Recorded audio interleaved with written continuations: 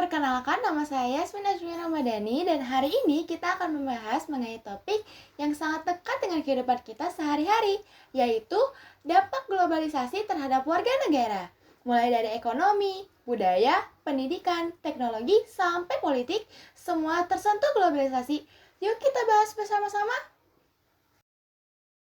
Pertama, apa sih globalisasi itu? Sederhananya, globalisasi adalah proses terhubungnya dunia tanpa batas jarak. Berkat internet dan transportasi modern, kita bisa ngobrol dengan orang luar negeri, belanja produk luar, bahkan belajar dari kampus luar hanya lewat HP.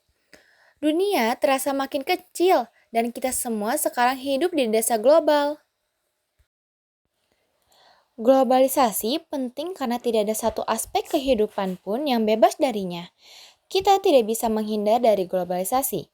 Yang bisa kita lakukan adalah memahami mana dampak positifnya, mana tantangan yang harus dihadapi. Jadi, globalisasi itu seperti pisau bermata dua, bisa bermanfaat tapi juga bisa berdampak negatif kalau tidak bijak. Sekarang kita masuk ke dampak ekonomi. Di sisi positif, globalisasi membuka pasar internasional. Produk Indonesia bisa dijual ke luar negeri. Investor asing juga masuk dan membuka lapangan kerja baru. Tapi di sisi lain, produk luar negeri juga masuk ke Indonesia. Kita sering lihat di marketplace, barang impor lebih murah daripada produk lokal. Akibatnya, UMKM lokal harus bekerja ekstra keras untuk bersaing. Kalau tidak siap, maka tertinggal. Jadi, peluang besar tapi persaingan juga ketat. Di bidang sosial dan budaya, globalisasi membuat pertukaran budaya sangat cepat. Kita jadi mengenal K-pop, film Hollywood, fashion luar negeri, bahkan makanan cepat saji dari luar. Ini positif karena memperluas wawasan, tapi tantangannya budaya lokal bisa mulai dilupakan.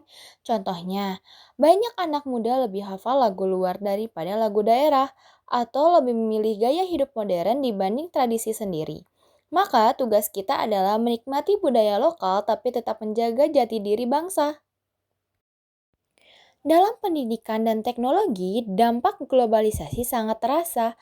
Sekarang kita bisa kuliah online, ikut webinar internasional, bahkan belajar dari profesor luar negeri. Akses ilmu jadi tidak terbatas. Namun ada juga tantangan. Ketergantungan pada gadget meningkat, informasi palsu atau hoak juga mudah menyebar. Jadi kuncinya adalah cerdas dalam memilih informasi. Di bidang politik, globalisasi membuat informasi sangat terbuka. Masyarakat jadi lebih kritis terhadap pemerintah. Media sosial juga membuat suara rakyat lebih mudah terdengar. Tapi di sisi lain, pengaruh asing juga bisa masuk. Bahkan opini politik masyarakat bisa terbentuk hanya dari informasi yang belum tentu benar. Kalau tidak bijak, nasionalisme bisa menurun. Maka kita perlu tetap cinta tanah air meskipun hidup di era global. Globalisasi juga berdampak pada lingkungan. Industri berkembang pesat tapi seringkali mengorbankan alam. Polusi, sampah plastik, dan eksploitasi sumber daya meningkat. Namun sisi positifnya, kampanye lingkungan juga mendunia. Gerakan seperti Go Green dan pengurangan plastik jadi tren global. Jadi globalisasi juga bisa membuat kita lebih peduli pada bumi. Sampai sini muncul pertanyaan, globalisasi itu peluang atau ancaman? Jawabannya tergantung cara kita menyikapinya. Kalau kita pasif, bisa jadi ancaman.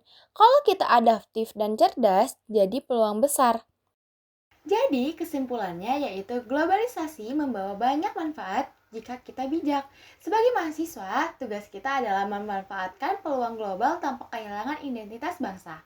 Terima kasih atas perhatiannya, semoga presentasi ini bisa bermanfaat. Dadah!